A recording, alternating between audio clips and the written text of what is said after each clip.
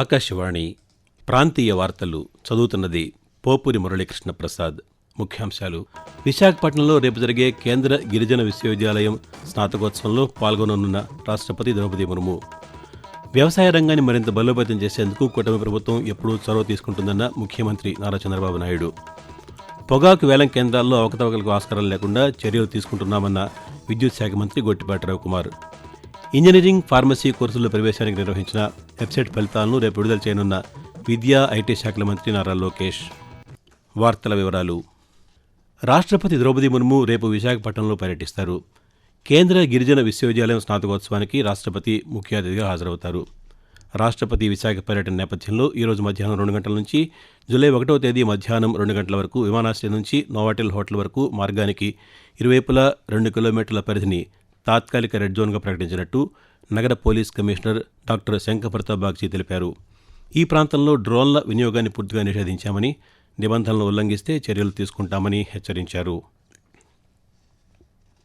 రైతుల సాంప్రదాయ పండుగ ఏరువాక పౌర్ణమి సందర్భంగా ముఖ్యమంత్రి నారా చంద్రబాబు నాయుడు, ఉప ముఖ్యమంత్రి కె పవన్ కళ్యాణ్ రైతులకు శుభాకాంక్షలు తెలిపారు.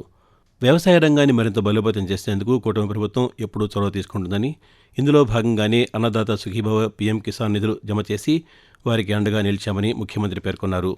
వాతావరణ పరిస్థితుల కారణంగా తలెత్తే ఇబ్బందులను రైతులు అధిగమించాలని కోరుకుంటున్నట్టు, ప్రభుత్వ సూచనలు, సలహాలు పాటిస్తూ రైతన్నలు సాగుతో సిర్లు పండించాలని ఆకాంక్షిస్తున్నట్టు చంద్రబాబు నాయుడు తన సందేశంలో పేర్కొన్నారు. ప్రకృతితో మనిషికి ఉన్న అనుబంధం చాటి చెప్పేది ఏరువాక పౌర్ణమి అని, నేల తల్లికి ప్రణమిల్లి కొత్త సాగుకు శ్రీకారం చుట్టడం ఆనవాయితీ అని ఉప ముఖ్యమంత్రి పవన్ కళ్యాణ్ పేర్కొన్నారు. రైతు సంక్షేమమే ఎన్డీఏ ప్రభుత్వ ప్రధాన ధ్యేయమని వ్యవసాయ శాఖ మంత్రి కె అచ్చెన్నాయుడు అన్నారు. ఏరువాక కార్యక్రమాన్ని గుంటూరు జిల్లా లాంఫారంలోని ఆచార్య ఎన్జీ రంగా వ్యవసాయ విశ్వవిద్యాలయంలో ఆయన ఈరోజు ప్రారంభించారు. ఈ సందర్భంగా మంత్రి మాట్లాడుతూ, రాష్ట్రంలో ఎక్కడా విత్తనాలు, ఎరువుల కొరత లేదని, ప్రత్యేక యాప్ ద్వారా 20 రోజుల్లో 15,47,951 ఎరువుల బస్తాలు పంపిణీ చేశామని చెప్పారు. ఏరువాక పౌర్ణమి సందర్భంగా ఈరోజు ఉదయం అచ్చెన్నాయుడు విజయవాడ కనకదుర్గ అమ్మవారిని దర్శించుకుని రైతుల సంక్షేమం కోసం ప్రత్యేక పూజలు చేశారు. రాష్ట్ర వ్యాప్తంగా పలు జిల్లాల్లో ఈరోజు ఏరువాక పౌర్ణమి కార్యక్రమాన్ని నిర్వహిస్తున్నారు. రాష్ట్ర వ్యాప్తంగా జూలై 1వ తేదీ నుంచి 62,19,648 మంది లబ్ధిదారులకు ఎన్టీఆర్ భరోసా పింఛన్లను పంపిణీ చేసేందుకు రాష్ట్ర ప్రభుత్వం 2,711 కోట్ల రూపాయలకు పైగా నిధులను విడుదల చేసినట్టు గ్రామీణ పేదరిక నిర్మూలన శాఖ మంత్రి కొండపల్లి శ్రీనివాస్ తెలిపారు.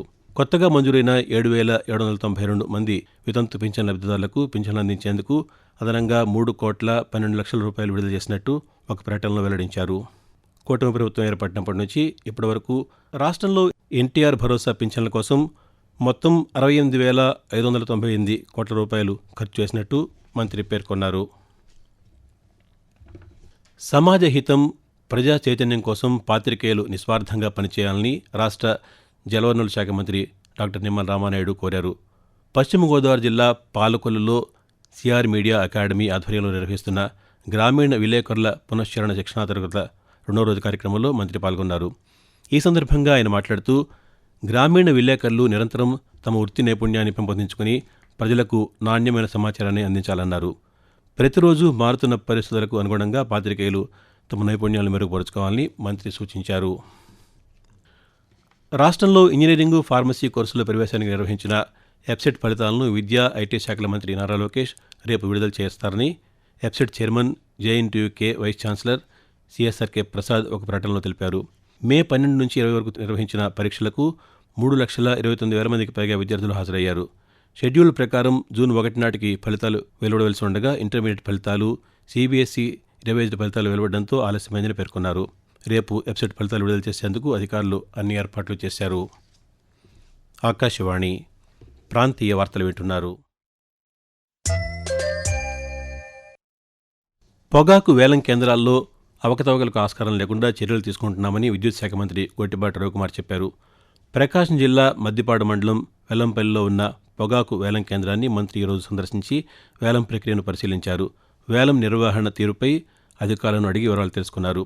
పొగాకు రైతుల ప్రయోజనాలు కాపాడమే కూటమి ప్రభుత్వ లక్ష్యమని మంత్రి అన్నారు. పొగాకు రైతుల ఇబ్బందులపై పొగాకు కొనుగోలు కంపెనీలతో ముఖ్యమంత్రి చంద్రబాబు నాయుడు అత్యవసర సమావేశం ఏర్పాటు చేసి మాట్లాడారని మంత్రి చెప్పారు. ప్రతి కంపెనీ వేలం ప్రక్రియలో పాల్గొనేలా ప్రభుత్వం చర్యలు తీసుకుంటుందని మంత్రి ఈ సందర్భంగా వివరిస్తూ, ప్లాట్ఫామ్ లో తక్కువ మంది పాల్గొన్నారు వ్యాపారస్తులు. వాళ్ళు కూడా 29 మంది ఉన్నారంట. వాళ్ళు 9 నుంచి 10 మంది పాల్గొన్నారు. నెక్స్ట్ నోటీస్ ఇస్తా ఉన్నారు ఈడీ గారు. ప్రతి వ్యాపారస్తుడు కూడా పాల్గొనాల్సిందే. ప్రతి వారం 10 మిలియన్ కొనుగోలు చేయాలంట. దాని ప్రకారం ఖచ్చితంగా కొనుగోలు చేయాలని చెప్పి పదే ముఖ్యమంత్రి గారు కూడా చెప్పారు. కేంద్ర మంత్రితో కూడా మాట్లాడటం జరిగింది. ఖచ్చితంగా పొగాకు రైతులు లాస్ట్ చివరి కేజీ కొనిందాక ఈ ప్రభుత్వం ఆ పొగాకు రైతులకు అందదు. రాష్ట్ర ప్రభుత్వం క్రీడలకు అధిక ప్రాధాన్యత ఇస్తోందని రాష్ట్ర క్రీడా ప్రాధికార సంస్థ శాప్ చైర్మన్ రవినాయుడు చెప్పారు. తిరుపతిలోని శ్రీ శ్రీనివాస క్రీడా సముదాయంలో శాప్ నిధులతో నూతనంగా నిర్మించిన బాక్సింగ్ అకాడమీ శిక్షణా కేంద్రాన్ని రవినాయుడు ఈరోజు ప్రారంభించారు. అంతర్జాతీయ ప్రమాణాలతో బాక్సింగ్ అకాడమీని నిర్మించామని రవినాయుడు వివరిస్తూ, ఈ రోజు ఒలింపిక్ స్టాండర్డ్స్ తో బాక్సింగ్ రింక్ ను తిరుపతిలో క్రీడాకారులకు అందుబాటులోకి తీసుకొని రావడం జరిగింది. ఈ ఒలింపిక్స్ స్థాయికి వెళ్లాలనేదే మా ఆలోచన. ఇక్కడ యూనివర్సిటీస్ ఉన్నాయి, డిగ్రీ కాలేజీలు ఉన్నాయి. ఇది విద్యా నిలయం. వేలాది మంది విద్యార్థులు, క్రీడాకారులు బాక్సింగ్ లో రాణించాలనే తపన ఉంది. ఒలింపిక్స్ లో ఏదైతే బాక్సింగ్ రింక్ వాడతారో ఆ రింక్ ను చైనా నుంచి తెప్పించి ఇక్కడ ఏర్పాటు చేయడం కూడా జరిగింది. ఈ రోజు నుంచి క్రీడాకారులకి అది అందుబాటులోకి వస్తుంది.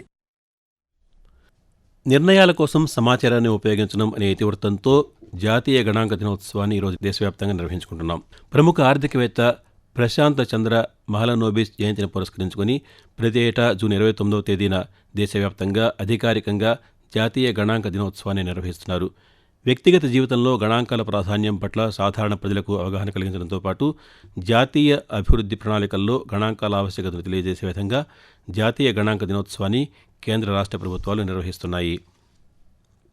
ఓటర్ల జాబితా ప్రత్యేక సమగ్ర సవరణ ప్రక్రియలో సేకరిస్తున్న ఎన్యూమరేషన్ ఫారాల డిజిటలైజేషన్ను ఖచ్చితత్వంతో వేగంగా పూర్తి చేయాలని విశాఖ జిల్లా కలెక్టర్ ఎం అభిషిక్త్ కిషోర్ సంబంధిత అధికారులను ఆదేశించారు. ఓటర్ల వివరాల నమోదులో ఎలాంటి పొరపాట్లకు తావలేకుండా ప్రతి ఫారాన్ని నిశితంగా పరిశీలించి డిజిటలైజ్ చేయాలని సూచించారు. హెల్ప్ డెస్క్ల ద్వారా ఓటర్లకు నాణ్యమైన సేవలను అందించాలని, వారి సందేహాలను నివృత్తి చేసి సహకరించాలని ఆదేశించారు. ఆయన నిన్న విశాఖపట్నంలో వివిధ ప్రాంతాల్లో పర్యటించి ఓటర్ల జాబితా ప్రత్యేక సమగ్ర సవరణ ప్రక్రియను పరిశీలించారు. క్షేత్రస్థాయిలో BLOలు ఇతర అధికారులకు ఎదురవుతున్న అంశాలను అడిగి తెలుసుకున్నారు. గడువులోగా ఓటర్ల జాబితా ప్రత్యేక సమగ్ర సవరణ కార్యక్రమాన్ని 100% పూర్తి చేయాలని కలెక్టర్ స్పష్టం చేశారు. వాతావరణం. ఉత్తర కోస్తా ఆంధ్రప్రదేశ్ నుంచి మధ్య మహారాష్ట్ర వరకు విస్తరించిన ద్రోణి బలహీనపడిందని అమరావతి వాతావరణ కేంద్రం అధికారి జి. లక్ష్మి చెప్పారు. ఉత్తర కర్ణాటక నుంచి రాయలసీమ మీదుగా విస్తరించిన ద్రోణి బలహీనపడిందని, దీని ఫలితంగా ఈరోజు రేపు రాష్ట్రంలో వర్షాలు కురుస్తాయని వివరిస్తూ, ఉత్తర కోస్తా ఆంధ్రప్రదేశ్, యానాము, దక్షిణ కోస్తా ఆంధ్రప్రదేశ్ ఈరోజు భారీ వర్షాలు 1 లేదా 2 చోట్ల కురిసే అవకాశం ఉంది. ఉరుములతో కూడిన మెరుపులు 1 లేదా 2 చోట్ల సంభవించే అవకాశం ఉంది.